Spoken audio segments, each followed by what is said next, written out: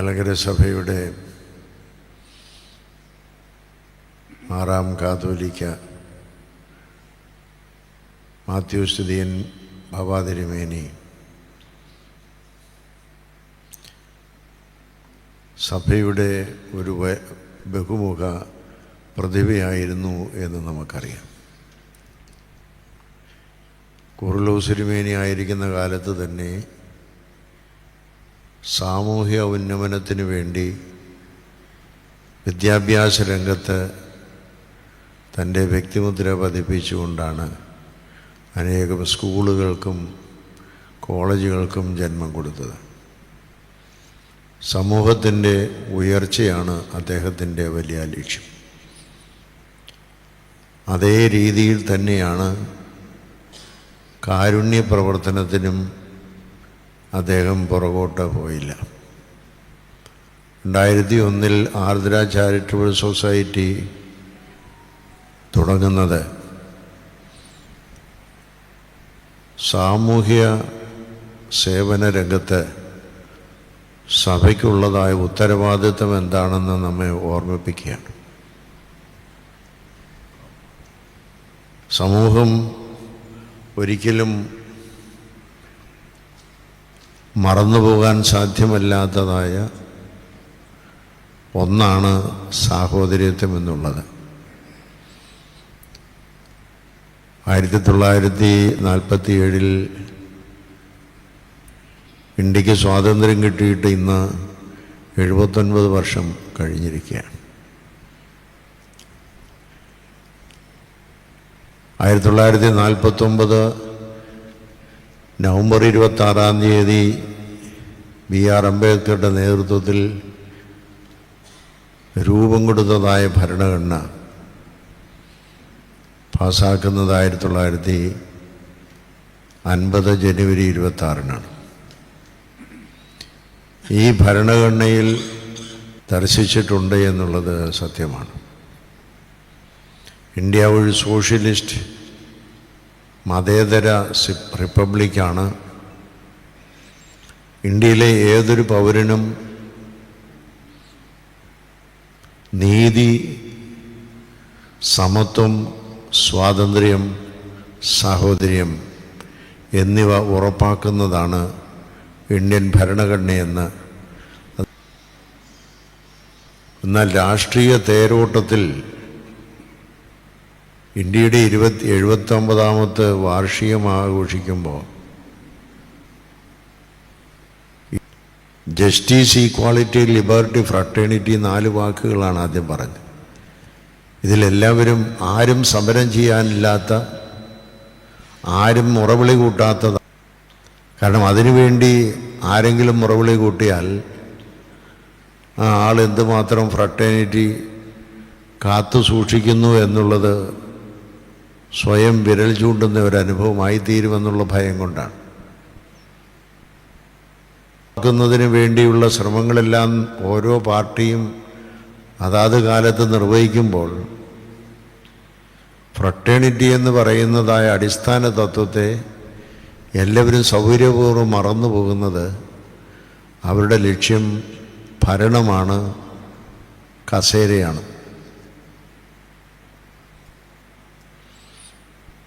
എപ്പോഴും ഇവിടെ ലക്ഷ്യമാകുന്നത് അതാണ്.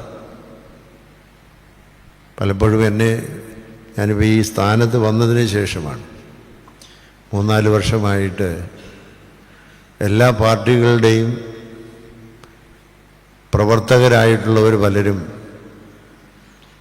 നേതൃസ്ഥാനത്ത് ഓരോരോ തെരഞ്ഞെടുപ്പുകൾ വരുമ്പോൾ, നേതൃസ്ഥാനത്തേക്കുള്ള തെരഞ്ഞെടുപ്പ് വരുമ്പോൾ ഭവാതിരുമേനി ഇന്നയാളിനെ വിളിച്ചൊന്ന് പറയണം. ഞാൻ തന്നെ ലജ്ജിച്ചു പോയിട്ടുണ്ട്. ഇവരുടെയൊക്കെ ലക്ഷ്യം എന്താണ്? ഇവർ സ്ഥാനത്തിന് വേണ്ടിയാണ്. വടക്കേ ഇന്ത്യയിലും കാസർഗോട്ടുമുള്ള പാവപ്പെട്ട ജനങ്ങൾക്ക് വേണ്ടി ജീവിതം ഒഴിഞ്ഞു വെച്ച ആവശ്യപ്പെടുന്നില്ല. അവർ ഫ്രട്ടേണിറ്റി കാത്തു സൂക്ഷിക്കുന്ന ഒരു വലിയ മഹത് വ്യക്തിയാണ്. ഇതിനെ വീക്ഷിക്കുവാനോ ഇതിനെ അനുസരിച്ച് ജീവിക്കുവാനോ നമ്മൾ ഇറങ്ങി പുറപ്പെട്ടാൽ നമ്മുടെ കീശ കാലിയാകുമെന്നുള്ളത് സത്യമാണ്. അതിന് തയ്യാറാകാൻ നമുക്ക് താല്പര്യമില്ല.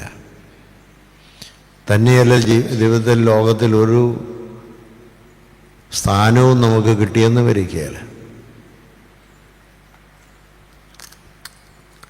പരിശുദ്ധ പരുമല തിരുമേനിയും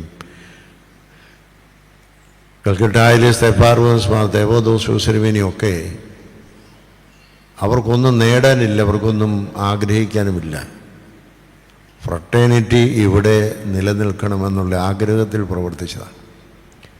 അതുകൊണ്ട് കാരുണ്യ പ്രവർത്തനങ്ങൾ എന്ന് പറയുന്നത്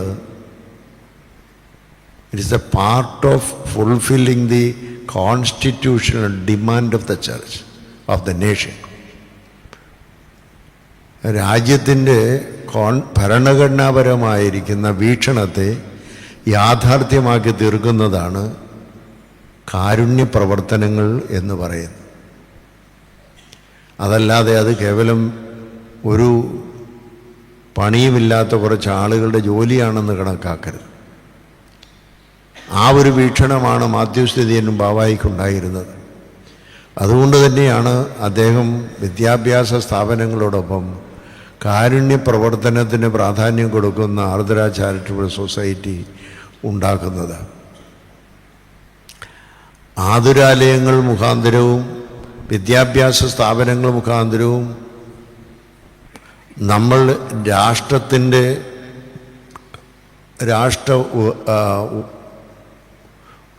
ഉയർച്ചയ്ക്ക് വേണ്ടി,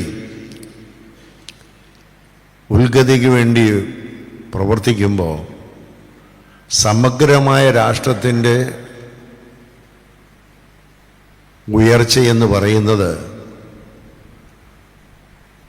പാലങ്ങളും എയർപോർട്ടുകളും ഓവർബ്രിഡ്ജുകളും മാത്രമല്ല, നാഷണൽ ഹൈവേസ് മാത്രമല്ല, 100 കോടിയിലധികം 144 കോടി ജനങ്ങളുള്ള ഇന്ത്യയിൽ 60 കോടി ജനങ്ങളോളം ഇന്ന് പോവർട്ടി ലൈന് താഴെ കിടക്കുന്നെങ്കിൽ അവരുടെ ഉദ്ഗ്രഥനം ദേശീയ ഉദ്ഗ്രഥനത്തിൻ്റെ ഭാഗമാണ്. അത് മറന്നുകളയുന്ന ഒരു രാഷ്ട്ര സംവിധാനം എന്തുകൊണ്ടാണത് ചെയ്യുന്നതെന്ന് ചോദിച്ചാൽ അതിന് വേറെ പല കാരണങ്ങളുമാണ് അവർക്കുള്ളത്.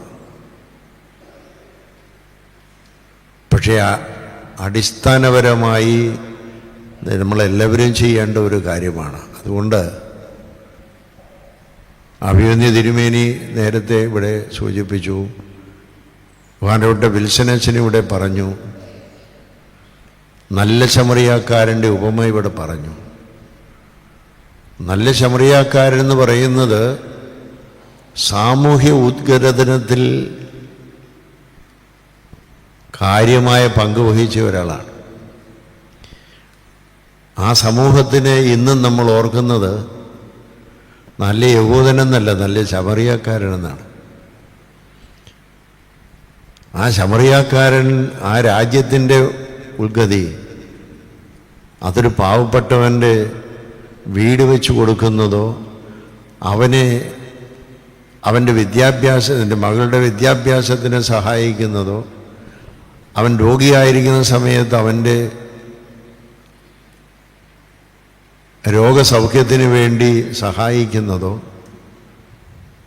പാവപ്പെട്ട പെൺകുട്ടികളുടെ വിവാഹത്തിന് സഹായിക്കുന്നതോ ഒക്കെ കാരുണ്യപ്രവർത്തികളല്ല, സാമൂഹ്യ ഉദ്ഗ്രഥനത്തിൻ്റെ പ്രവർത്തന ശൈലികളാണ്. ആ രീതിയിലാണ് നമ്മളതിനെ കാണേണ്ടത്. അതല്ലാതെ കേവലം നമ്മൾ പലരുടെ കണ്ണുനീര് കണ്ട് അവരുടെ ഉയർച്ചയ്ക്ക് വേണ്ടി എന്തെങ്കിലും ചെയ്യുക എന്നുള്ളതല്ല.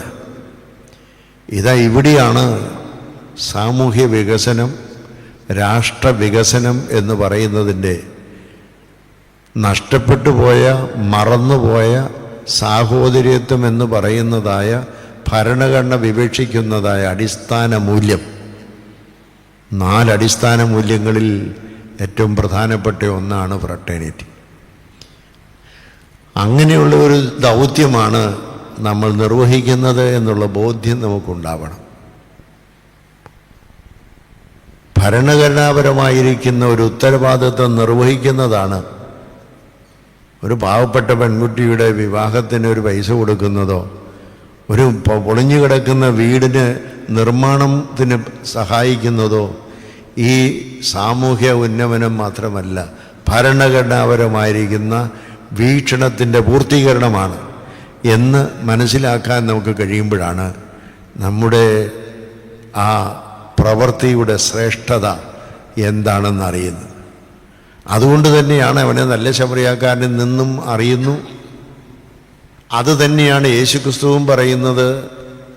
ദൈവരാജ്യത്തിലേക്കുള്ളതായ ഇൻ്റർവ്യൂവിന് ആകെയുള്ള ക്വാളിറ്റി എന്ന് പറയുന്നത് ഈ ചെറിയവൽ എനിക്ക് ചെയ്തിരിക്കുന്നതെല്ലാം, ഈ ചെറിയവർക്ക് ചെയ്തിരിക്കുന്നതെല്ലാം എനിക്ക് ചെയ്തിരിക്കുന്നു, നിൻ്റെ പിതാവിൻ്റെ സന്തോഷത്തിലേക്ക് പോവുക. വേറെ ഒരു എലിജിബിലിറ്റി അവിടെ പറഞ്ഞില്ല. Only 1 eligibility. ദൈവരാജ്യത്തെ പ്രവേശിക്കാനുള്ള ഇൻ്റർവ്യൂ പാസ്സാകാനുള്ള എല്ലാ എലിജിബിലിറ്റി എന്ന് പറയുന്നത് whatever you have done for the people or the oppressed or the marginalised of the world, ഇങ്ങനെയുള്ളവർക്ക് വേണ്ടി നീ എന്ത് ചെയ്തു അത് മാത്രം. അതുകൊണ്ട് അങ്ങനെ ഉണ്ടോ? ഉണ്ടെങ്കിൽ നീ സന്തോഷത്തോടെ പ്രവേശിച്ചു കൊള്ളുക. അതാണ് നമ്മുടെ എത്രമാത്രം ദൈവരാജ്യത്തിൻ്റെ പൂർത്തീകരണത്തിന്, ദൈവരാജ്യത്തിൻ്റെ വിളിക്ക് അനുകൂലമായ വിളി കേട്ട് പ്രവർത്തിക്കുന്നു എന്നുള്ളതാണ്. അതുകൊണ്ട് ലോകരാജ്യത്തിൻ്റെ ഭരണഘടനാപരമായിരിക്കുന്ന ദർശനത്തിൻ്റെ ഭാഗമായി നാം തീരുന്നതോടൊപ്പം ദൈവരാജ്യത്തിൻ്റെ ഒഴിച്ചുകൂടാൻ പാടില്ലാത്തതായ യോഗ്യതയ്ക്ക് ഭാഗവാക്കാകാനായിട്ടുള്ള പ്രവർത്തന ശൈലിയുമാണ് കാരുണ്യ പ്രവർത്തനങ്ങളെന്ന് നമ്മൾ മനസ്സിലാക്കിക്കൊണ്ട് അതിൽ നമ്മൾ നമ്മുടെ സമയവും പണവും ചെലവഴിക്കുമ്പോൾ ഇത് രണ്ടും ഒരുമിച്ച് തീരുകയാണ്. ലോകരാജ്യത്തിൻ്റെയും ദൈവരാജ്യത്തിൻ്റെയും കടമ നിറവേറ്റുന്ന ഉത്തമ പൗരന്മാരാണ് നമ്മൾ. ദ്വിമുഖമായിരിക്കുന്ന പൗരത്വമാണല്ലോ നമുക്കുള്ളത്. മരണം കൊണ്ട് മാറിപ്പോകുന്ന ലോകരാജ്യ പൗരത്വവും മരണത്തിനപ്പുറവും തുടരുന്നതായ ദൈവരാജ്യ പൗരത്വവും, ഈ രണ്ടും നിറവേറ്റപ്പെടുന്നത് ഒരേ ഒരു കാര്യം, രണ്ടും ഒരുപോലെ ശ്രേഷ്ഠമാകുന്ന പ്രവർത്തനമെന്ന് പറയുന്നത് കാരുണ്യ പ്രവർത്തനമാണ്. അതാണിവിടെ നാം വീക്ഷിക്കേണ്ടതും ആ തരത്തിലാണ് അതിനെ കാണേണ്ടതും ആ തരത്തിലാണ് നമ്മൾ അതിന് ഒരു മാനം കണ്ടുപിടിച്ച് അതിൽ പ്രവർത്തിക്കേണ്ടതും എന്നുള്ളത് മാത്രം ഓർമ്മിപ്പിച്ചുകൊണ്ട് ഈ 25 വർഷം കഴിഞ്ഞ് അല്ലെങ്കിൽ അതിലേക്ക് പ്രവേശിച്ച 2026 25-ാം വർഷം പൂർത്തീകരിക്കുന്ന ഈ ചാരിറ്റബിൾ സൊസൈറ്റിയുടെ എല്ലാ പ്രവർത്തനങ്ങളും 100 മടങ്ങ് വർദ്ധിച്ച് പ്രവർത്തിക്കുവാനുള്ള ദൈവ അനുഗ്രഹം അവർക്ക് ഉണ്ടാവട്ടെ എന്ന് പ്രാർത്ഥിച്ചുകൊണ്ട് ഈ രജത ജൂബിലിയുടെ ഉദ്ഘാടനം നിർവഹിക്കുന്നു. ദൈവം നമ്മെ അനുഗ്രഹിക്കട്ടെ.